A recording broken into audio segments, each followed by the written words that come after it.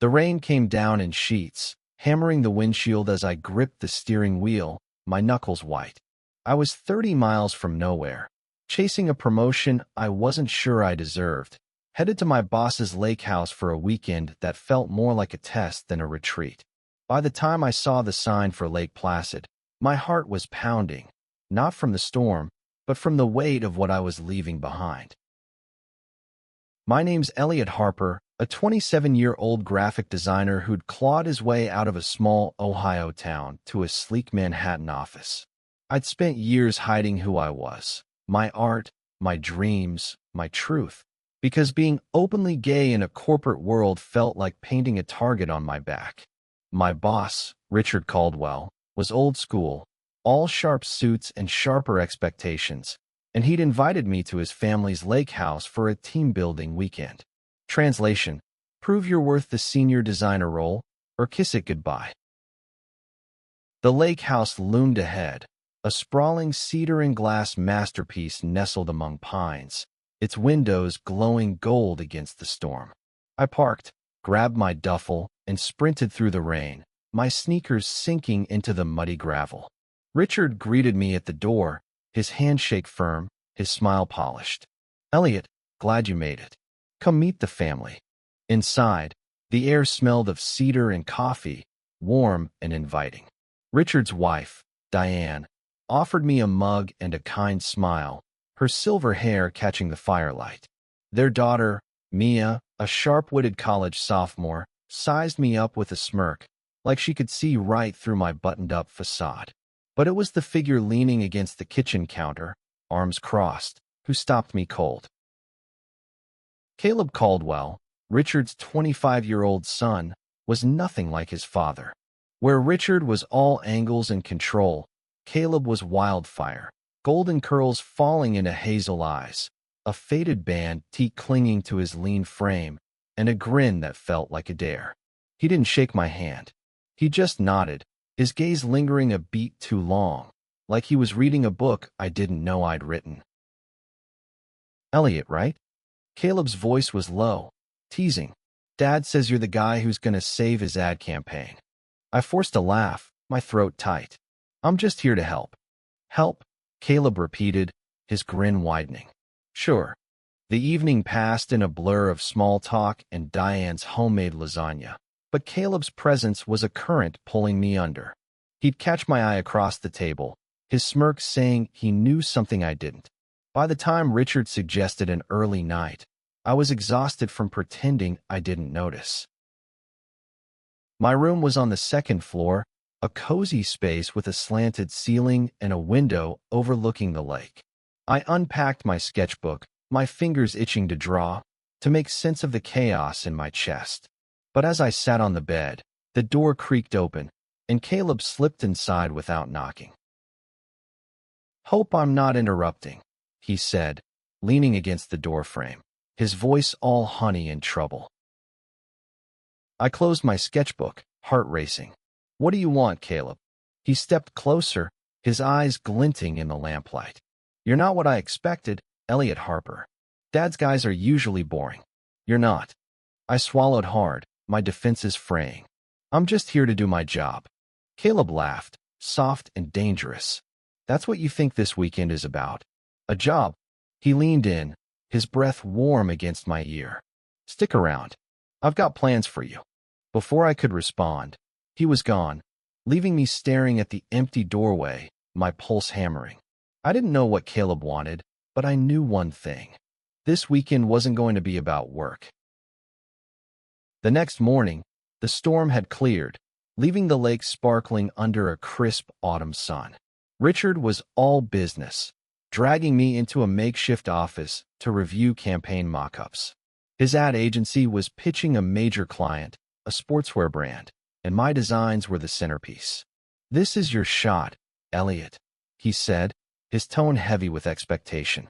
"Don't let me down." I nodded, my mind half on the work, half on Caleb, who'd disappeared after breakfast.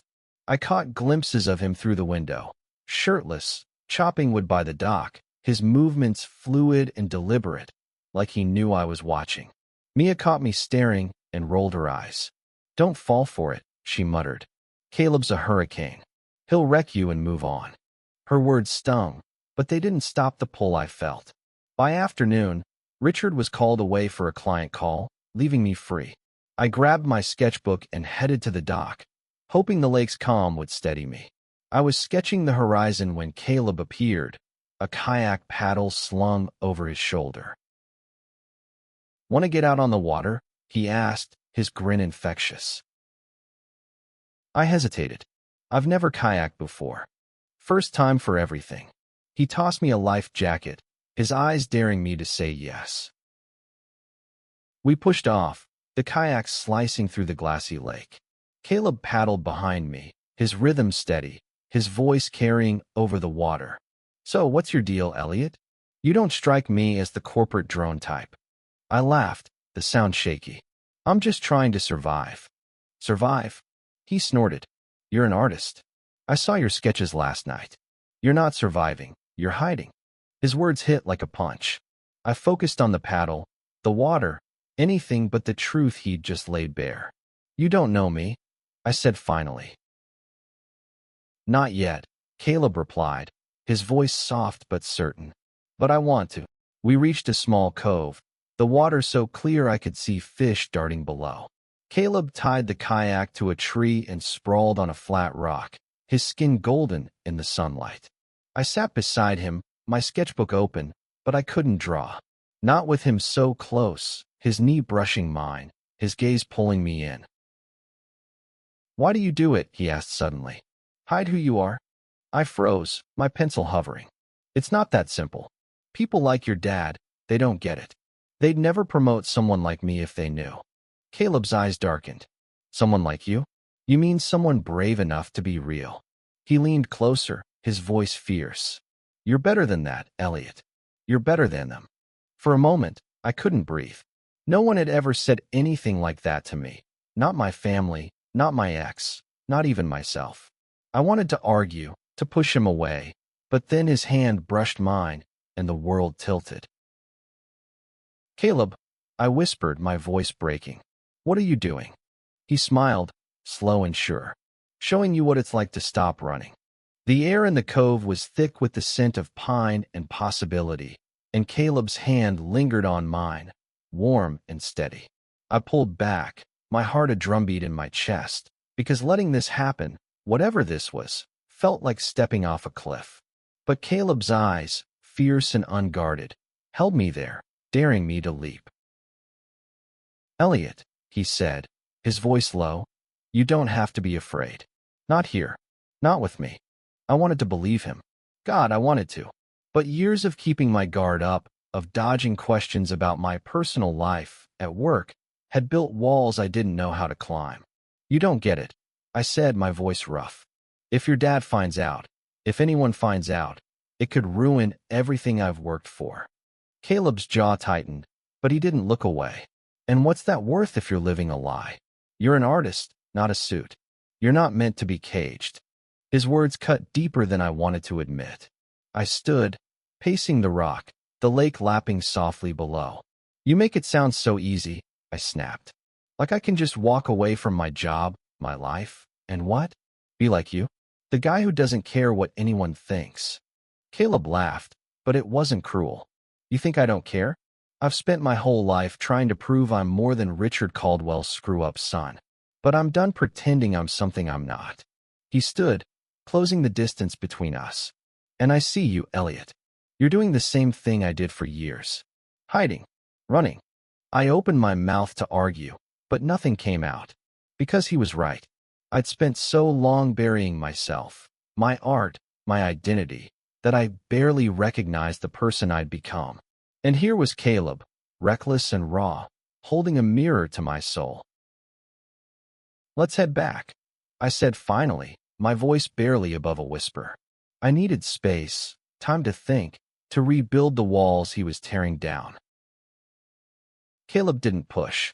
He just nodded, untied the kayak, and we paddled back in silence, the lake reflecting a sky bruised with dusk. But the quiet wasn't empty. It was heavy with everything we hadn't said. Back at the lake house, Richard was waiting, his laptop open, his expression all business. Elliot, I need your input on the color palette for the campaign. Clients pushing for bolder tones. He didn't notice the tension radiating off me, or the way Caleb lingered in the doorway, watching. I dove into work, grateful for the distraction. We spent hours tweaking designs, Richard's feedback sharp but fair. By the time we broke for dinner, my head was spinning, but Caleb was nowhere to be seen. Mia, though, caught me in the kitchen, her eyes narrowed. You're playing with fire, she said, slicing an apple with precision. Caleb's not subtle, and Dad's not stupid. I'm not doing anything, I said too quickly. She raised an eyebrow.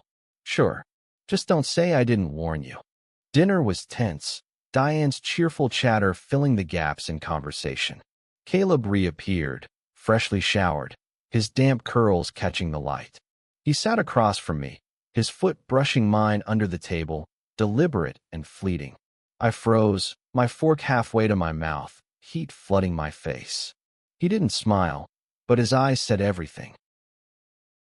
After dinner, I escaped to my room, my sketchbook open but untouched. I couldn't focus, not with Caleb's words echoing in my head, not with the memory of his touch burning my skin. A knock at the door made me jump, and there he was again, slipping inside like he owned the place. Stop running, he said, no preamble, no games. You felt it out there. I know you did. Caleb, I can't. I started, but he cut me off, stepping closer, his hands framing my face. You can, he said, his voice fierce. You're allowed to want this, to want me. And then he kissed me. It was like the world cracked open, his lips soft but urgent, his hands pulling me closer, like he could anchor me through the storm in my head. I kissed him back, desperate, hungry, all the fear and restraint I'd carried for years unraveling in his arms. For the first time, I wasn't hiding. I was alive. We pulled apart, breathless, and Caleb's grin was pure sunlight. Told you I had plans for you. I laughed, shaky but real. Your trouble. The best kind, he said, kissing me again, slower this time, like we had all the time in the world. But we didn't. The next morning, Richard cornered me before breakfast, his expression unreadable. Elliot, we need to talk about your priorities, he said, his voice low. I saw you and Caleb yesterday, on the lake. My stomach dropped. I opened my mouth, but no words came. Richard didn't look angry, but his eyes were sharp, calculating. This weekend is about your future with the company. Don't throw it away for distractions. He didn't say Caleb's name, but he didn't have to. The warning was clear. I nodded, my throat tight, and he clapped me on the shoulder like we'd settled something. But as I watched him walk away, I knew nothing was settled. Not even close. Caleb found me later, by the dock, my sketchbook open to a half-finished drawing of him. His curls, his eyes, the way he looked at me like I was enough. You okay? He asked, sitting beside me. Your dad knows, I said, my voice hollow. He saw us. Caleb's jaw tightened, but he didn't flinch. Let him. I'm not ashamed of this. Of us. Us. I echoed, my heart racing. Caleb, there's no us. Not if I want to keep my job. He looked at me, his eyes searching mine. Is that what you want? A job that makes you hide who you are? I didn't have an answer. Not yet.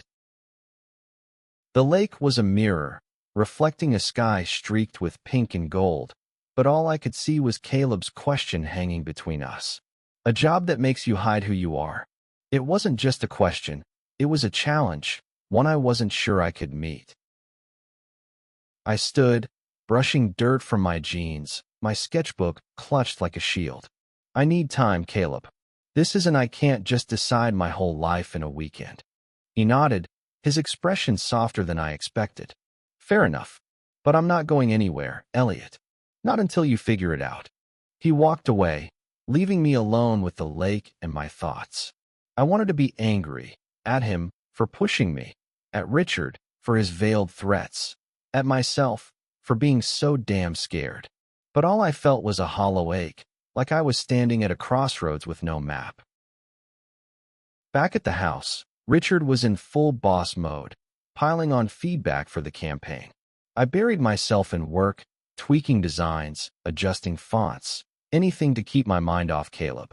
But every time I looked up, he was there, carrying firewood, laughing with Mia, his presence a constant pull. By afternoon, Richard declared a break, suggesting a group hike to a nearby waterfall. Team building, he called it, but it felt like another test. The trail was steep, winding through pines and mossy rocks, the air sharp with autumn. Caleb led the way, his stride easy, his voice carrying as he teased Mia about her city girl hiking boots. I hung back, my thoughts a tangle, until Diane fell into step beside me. "You're awfully quiet, Elliot," she said, her tone gentle. "Everything okay?" I forced a smile, just focused on the campaign. She studied me, her eyes kind but knowing. "Richard can be intense, but he sees something in you. Don't let his expectations drown out your own." Her words lingered as we reached the waterfall, a cascade of white water crashing into a turquoise pool. Caleb stripped off his shirt and dove in, emerging with a grin, water streaming down his chest. "Come on, Elliot. Live a little." Mia laughed, splashing him, but I hesitated, my skin prickling under Richard's gaze. I stayed on the shore, sketching the scene, trying to capture the wild beauty of the place, and of Caleb, who seemed to belong here, free and untamed. That night, the house was quiet, the family scattered to their corners. I was in my room, staring at my sketchbook, when Caleb knocked. This time, he didn't wait for permission. He sat on the bed, close enough that I could feel the heat of him. "Stop thinking so much," he said, his voice soft. "What do you want, Elliot? Not what Dad wants, not what the company wants. You." I looked at him, his eyes steady, his guard down. "I want to be enough," I admitted, the words spilling out before I could stop them. "Not just for you, or your dad, or the job. For me." Caleb's smile was slow, warm. "You already are." He kissed me again, and this time, I didn't pull away. It was slower, deeper, like we were stitching something together, piece by piece. When we broke apart, I felt lighter, like I'd shed a weight I hadn't known I was carrying. But the lightness didn't last. The next morning, Richard called me into his office before breakfast. His expression was colder than before, his voice clipped. "I've been reviewing your work, Elliot. It's good, but I'm not sure you're ready for the senior role. Your focus seems divided. Have you?" He leaned back, his eyes narrowing. "I need someone I can trust, Elliot. Someone who's all in. Not someone chasing distractions." The word hung in the air, heavy with meaning. He knew. Maybe not everything, but enough. I nodded, my throat tight, and left the room, my future dangling by a thread. Caleb was waiting outside, his expression dark. "What did he say?" "He thinks I'm distracted," I said, my voice flat. "He's right." Caleb's eyes flashed. "Don't let him do this to you. He's trying to control you, just like he's always tried to control me." "This isn't about you." I snapped, my fear boiling over. "This is my life, Caleb. My career. I can't just throw it away because you think it's a cage." He stepped back, hurt flickering across his face. "I'm not asking you to throw anything away. I'm asking you to choose yourself." I didn't have a response. I walked away, my heart pounding, and spent the day buried in work, avoiding Caleb, avoiding everything. But that night, as I sat by the lake, my sketchbook open to a drawing of Caleb's face, I realized something. He wasn't just a distraction. He was a mirror, showing me the person I could be if I stopped being afraid. The lake was still, a sheet of glass under the moonlight, and I sat on the dock, my sketchbook heavy in my hands. Caleb's face stared back at me from the page, his eyes, his smile, the way he looked at me like I was more than a shadow of myself. I'd spent years running from who I was, but here, in this quiet corner of the world, I was starting to see him. the real Elliot, reflected in Caleb's gaze. I heard footsteps behind me, soft but deliberate. Caleb sat beside me, his shoulder brushing mine, but he didn't speak. For once, he wasn't pushing, wasn't teasing. He just waited, his presence steady, like the lake itself. "I'm scared," I admitted, my voice barely audible. "Not just of your dad, or the job. Of what happens if I let myself want this. Want you." Caleb turned to me, his eyes soft but fierce. "You think I'm not scared? I've been out since I was 18, and it cost me, friends, family, my dad's respect. But I'd do it again, because living a lie hurts more than anything they can take from you."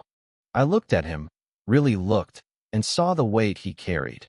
The rebel with a cause, fighting to be seen, to be enough. "How do you do it?" I asked. "How do you keep going, knowing what it costs?" He smiled, a little sad, a little brave. "You find people who make it worth it. Like you." My chest ached, a sweet, sharp pain. I wanted to kiss him, to hold on to this moment. But the fear was still there, clawing at me. "What if I lose everything?" "Then you build something better," he said simply. "With me." The next morning, the house was buzzing with tension. Richard had scheduled a final meeting to review the campaign before we left for the city. I'd barely slept, my mind replaying Caleb's words, my own fears, the sketch of his face that felt like a confession. When I walked into the makeshift office, Richard was waiting, his expression unreadable. "Let's see what you've got, Elliot," he said, gesturing to my laptop. I presented the designs, my voice steady despite the storm inside me. The colors were bold, the lines clean, the message clear. Richard nodded, his lips pursed, but he didn't smile. "It's good work," he said finally. "But I need to know you're committed. No distractions. No complications." The word hit like a slap. I glanced at Caleb, who was leaning against the wall, his jaw tight. I wanted to tell Richard the truth, to say I was done hiding, but the words caught in my throat. Instead, I nodded, hating myself for it. After the meeting, Caleb pulled me aside, his eyes blazing. "You're letting him win. You're letting him make you small." "I don't have a choice," I said, my voice breaking. "This job is all I've got."